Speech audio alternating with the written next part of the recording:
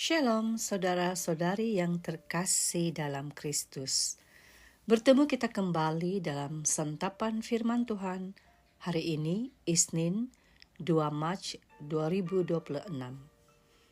Pembacaan hari ini diambil daripada Injil Lukas bab 6 ayat 36 sehingga ayat 38. Bersama mari kita mendengar dan merenungkan firman Tuhan. Hendaklah kamu murah hati, sama seperti Bapamu adalah murah hati. Janganlah kamu menghakimi, maka kamu pun tidak akan dihakimi. Dan janganlah kamu menghukum, maka kamu pun tidak akan dihukum. Ampunilah, dan kamu akan diampuni. Berilah, dan kamu akan diberi. Suatu takaran yang baik, yang dipadatkan, yang digoncang, dan yang tumpah keluar akan dicurahkan ke dalam ribaanmu. Sebab ukuran yang kamu pakai untuk mengukur akan diukurkan kepadamu.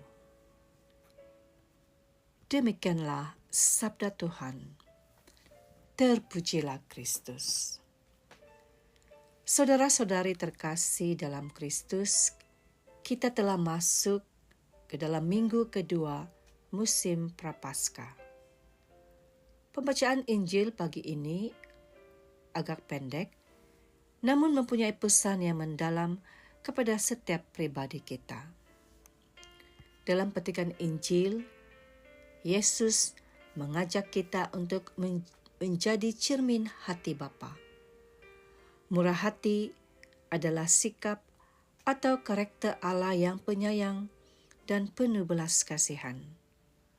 Oleh sebab itu, kemurahan hati tidak terbatas pada kerelaan berbagi harta milik, tetapi juga tercermin dalam sikap mahu saling mengasihi, penuh pengertian, penuh toleransi, sedia menerima perbezaan dan saling mengampuni.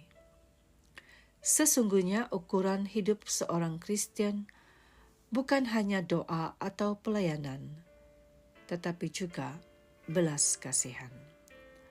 Saudara-saudari, Yesus tidak berkata sekadar jadi baik, tetapi seperti Bapa. Jadi baik seperti Bapa. Ini standar yang tinggi. Bapa di surga mengasihi kita tanpa syarat. Dia mengampuni walaupun kita sering jatuh, walaupun kita sering berdosa. Hendaklah kamu murah hati, sama seperti Bapamu adalah murah hati. Namun persoalannya, adakah hati kita mudah menghakimi atau mudah memahami? Menghakimi sering datang dari luka atau ego kita sendiri. Kita melihat kelemahan orang lain, tetapi kita lupa bahwa kita juga memerlukan belas kasihan Tuhan setiap hari.